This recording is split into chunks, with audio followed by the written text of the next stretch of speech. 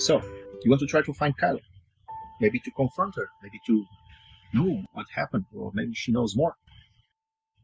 The best place to try would be at her house. It's actually nearby. It's near the lake. It's actually a big house.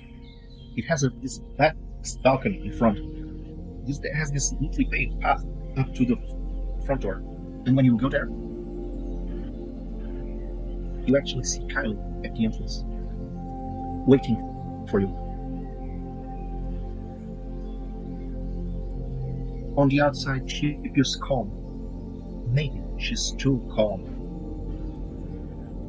As you get closer, you notice that she looks ghastly.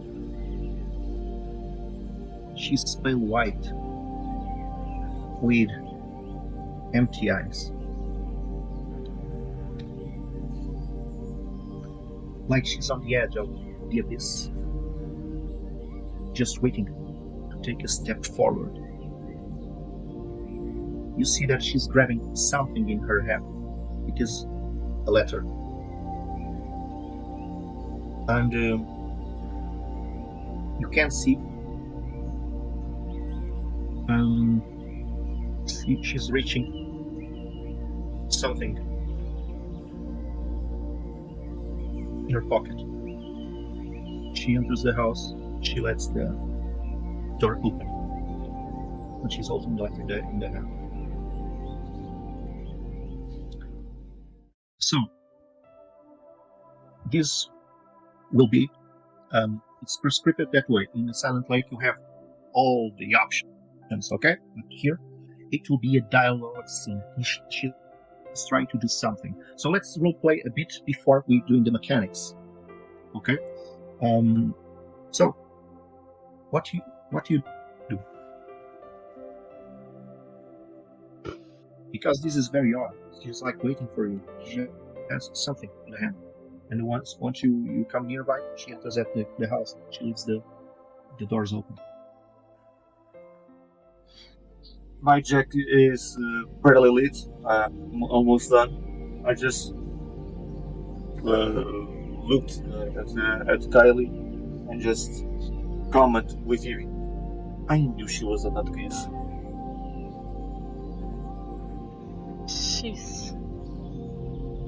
She looks weird, doesn't she? Come on, we need to get her to understand.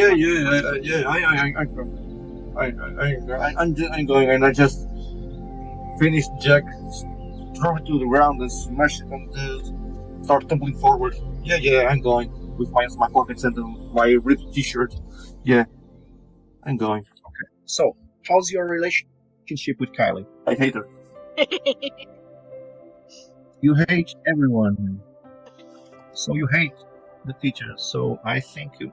Okay. So let me.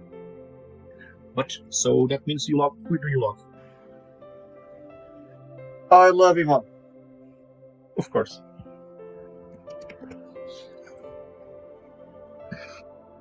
Okay, this will be interesting. Okay, Phoebe, how about you? How do you feel about Kylie? Do you hate her as well?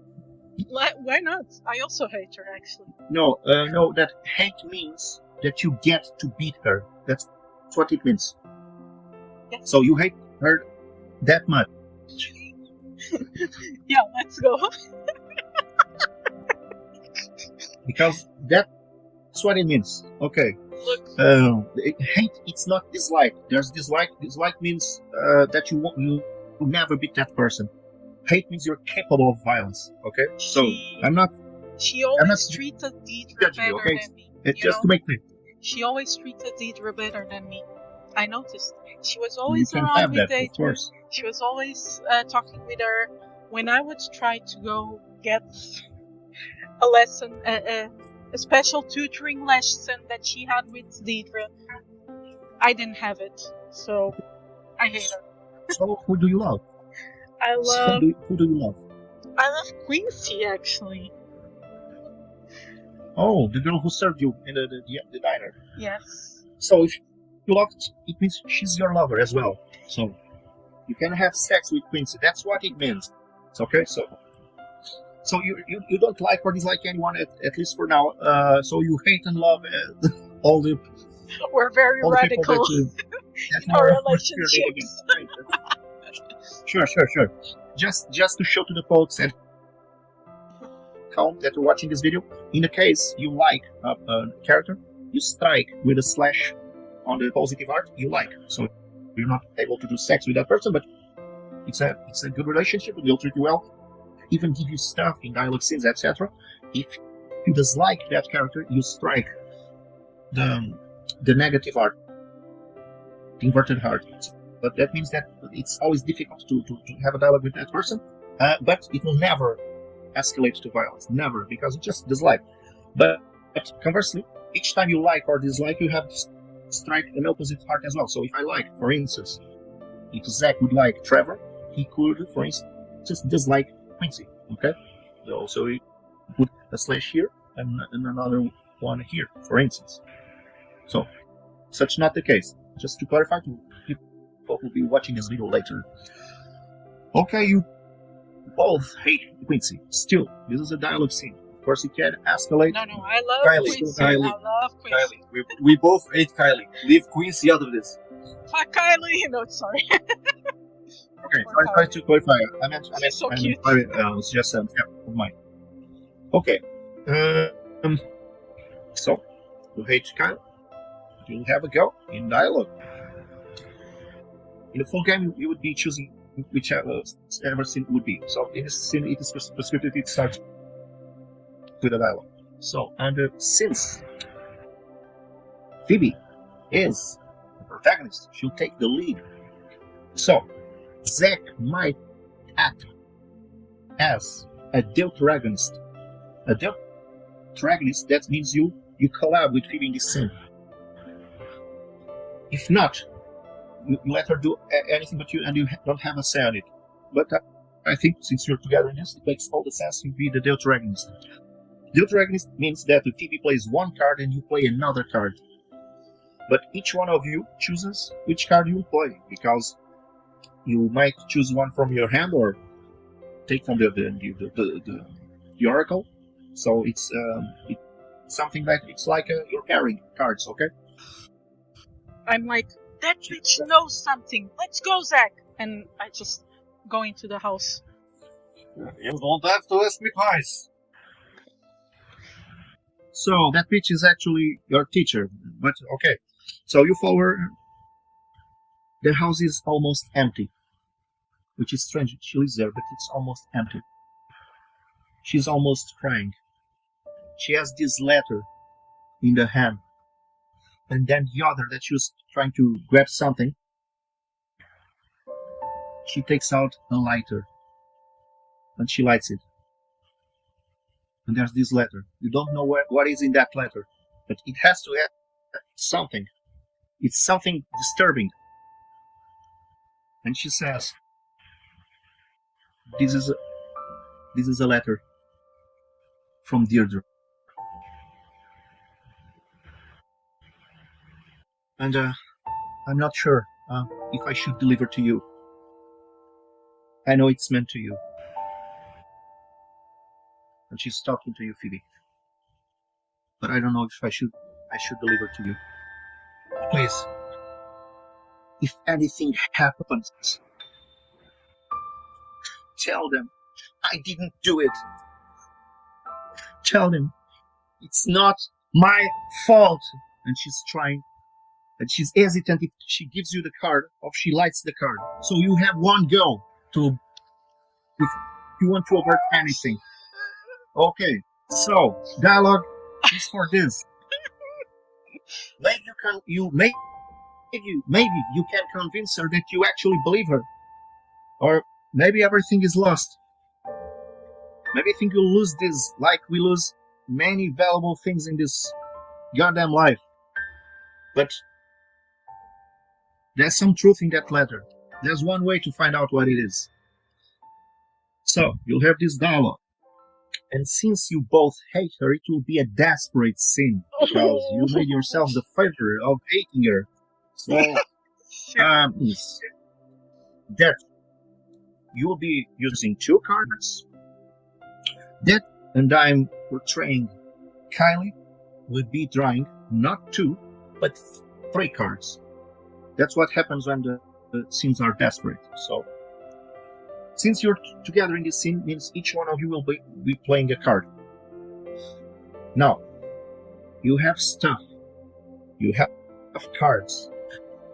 If you have anything to try out, try now. You may exchange stuff with each one if you want to do this just before playing.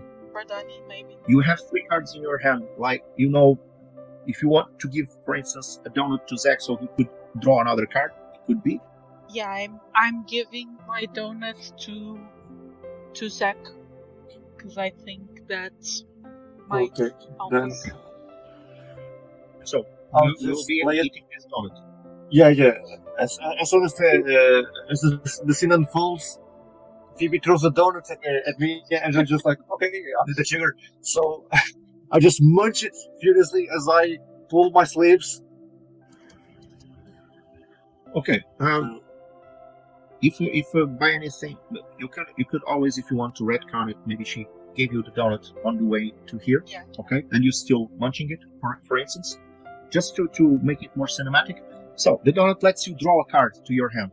Yeah. So that's cool. Done. Okay. You have still stuff in your hand. Is something useful that you could use now? No. Or not really? No. Okay. So, well, better than nothing. At least you have a bit more chances. So now you should play your best cards possible. And since it's Phoebe, the protagonist, it will be her that will be counting in the tally. Okay? But both cards count, your card and Phoebe's. So, in any order you will. Okay. So, Epilogue. Phoebe she played 8. She has dialogue 3, so it is an 11. And then you played a 7. I'll draw 3 cards. Okay, so just not to confuse with we don't have many space here. I'll just put both cards here to represent both your hands. So before I'm drawing for Kylie, let's do this map. So cards are day. Both cards are day cards, and they don't match. So as you see, this is an 8, this is a 7. So they don't match at all. Okay, and also they are not under mastery. So dialogue 1, dialogue 3. This is higher cards, so they don't check mastery. Neither they do check environment, but that's okay. They still count to the tally. So this is an 18 total. So both cards are 15 plus dialogue 3. That will be 18. Dialogue from Phoebe because she's the protagonist. If it would be Zack, he would be the one adding the attribute. So now I'll draw 3 cards because it's a desperate scene. So the first card is... Oh, let's see. So that's a 9. Okay, that's a 9. More 2 to go. I'm not liking this. Now, this one is a 5. So now it's 14. So NPCs don't have attributes. They just draw 2 cards if it's a desperate scene for some reason. In this case, because they hate their teacher, it's 3 cards. They don't have aces. Okay, so it's just 3 cards. They never match. And the director, I'm doing the director. The director doesn't have a hand, so I don't draw cards from the hand. Okay, I don't have a hand. It's always from the oracle. It's easy for the director. And the third card, it is a Tulpa. Holy moly! So, what a Tulpa does? A Tulpa is equivalent to a Joker. So, if you're playing Silent Læke with a regular deck of cards, you just use it a Joker. So, a Tulpa counts as 10 for the NPC, and it zeroes your highest card. So, it will zero the 8. So, now the 8 is 0, so it's 7 plus 10. So, it's plus 3, sorry. So, it's 10 against 24. So that means you lost the dialogue. And since a Tulpa appeared, it means the Oracle is shuffled again. So you failed. And miserable. So, oh my. So, Wow. so, This is what you get for hating your teacher, kids. so what you said that made her burn the letter, because that's what will happen.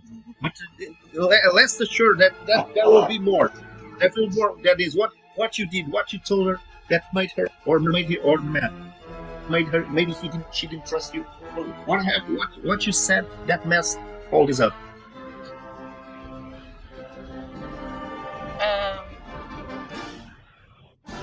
She has the letter. She's holding the letter, and she has the lighter right underneath it.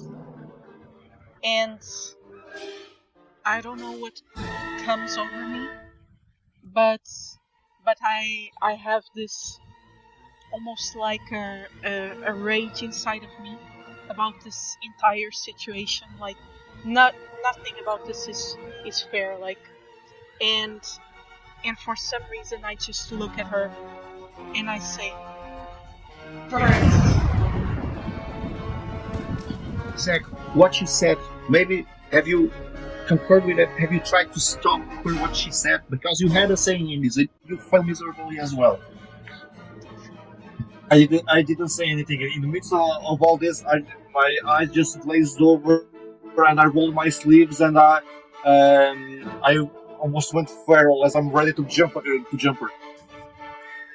By the way, out Okay. of character, No. I want to know what that letter has, so we need to get that letter. So what happened is because she sees that she has nothing to lose. So then she's crying and she's laughing. At the same time, she burns the letter. And when it happens, you hear a huge crash just behind you. Something crashed like hard. Something crashed hard. It sounds like glasses, something like that. So do you try a big crash? Yeah, it's a reflex. React to the noise. So there's Kylie's burning letter. She's laughing. She's crying all together. You look behind. You hear this huge crash, and then there's this huge mirror just behind you. You never saw this mirror before, and you just crack and you see this crackling, and then all lights go out, and the story ends. No! But it is. Oh shit! What do you mean?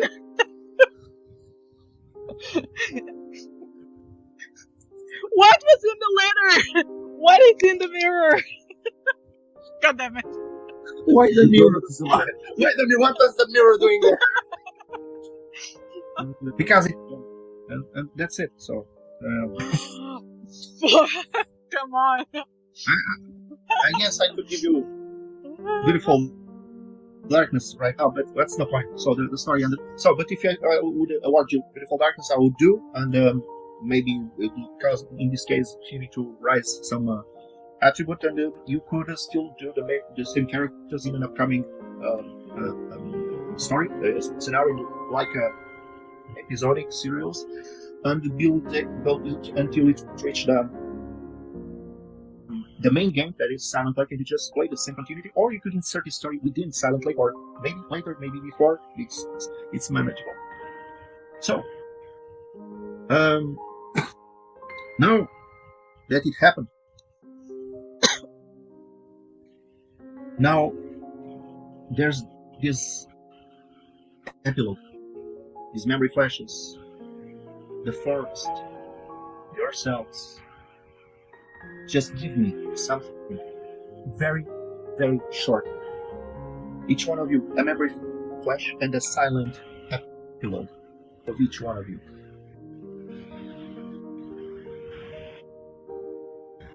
I see myself holding hands with Phoebe. Tears rolling down my face as I just trek through the woods. to be forgotten or find ourselves. And as we are walking through the woods, you can see a flashback of me in my bedroom, and in the table right beside my bed, you can see a stack of letters as well, all from Deirdre, and they look very similar to the one that Kylie had, but you can see that none of them are open, or the most recent ones are not open. And as we are walking through the woods, I just start crying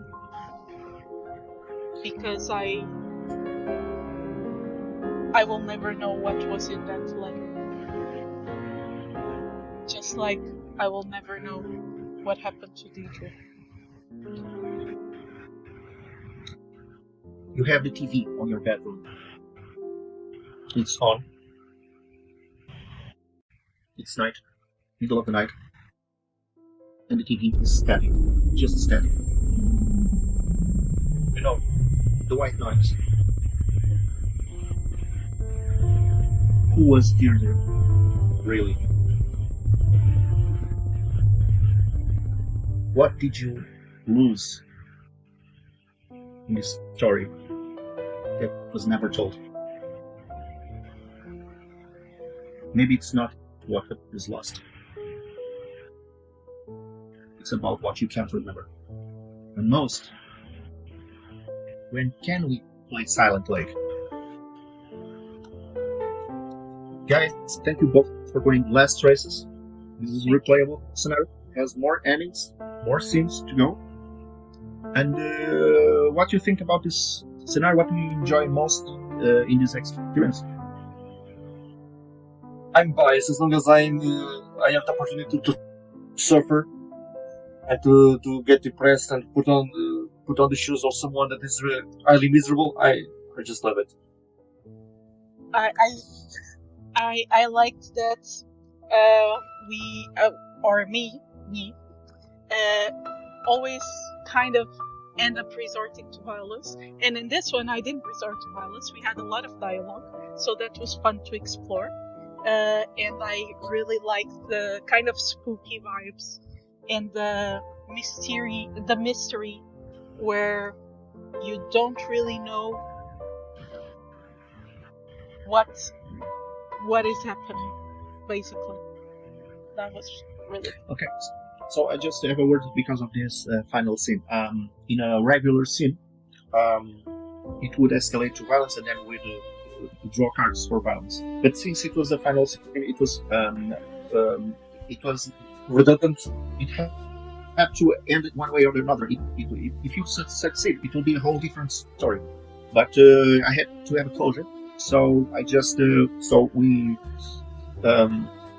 we ended this feeling miserable. I know it's hard. It's hard. It's what differs Silent Lake from other horror games. From most games, I'm not saying all other games, but most games have some kind of stylized horror. So there are some very known games that are cool, that have this cool horror. Okay, that's stylized. But Silent Lake is not like that. It's a very intimate kind of horror. It's a very close. It strikes very close to. It's something that's familiar to what we know, what we do, and it's so your characters are not prepared heroes at their best. No. You're unprepared people to survive. Besides this, you're not prepared to deal with what you're dealing with. You're just normal people trying to make do what's happening in their lives with the tragedy, loss, pain. Well, so I thank you for participating. I hope guys who have been watching these videos that have enjoyed as well, and you have the opportunity to support Silent Lake to see the whole game there will be more scenarios like this one, but more complex, longer scenarios, more deep. But this one is just a short scenario to display, to showcase the mechanics and the vibe of the game. Do you have any final words to send to the folks who will be watching this? Let's make this happen, folks. The lake awaits. Let's bring Silent Lake to life. Yeah, embrace the lake. Guys, we have one shot to make this game happen. One opportunity. Like Deirdre, once it's gone, it won't be back. So we have to do something now. Thank you for watching. Help support And, Silent Læke. We'll see you at the lake.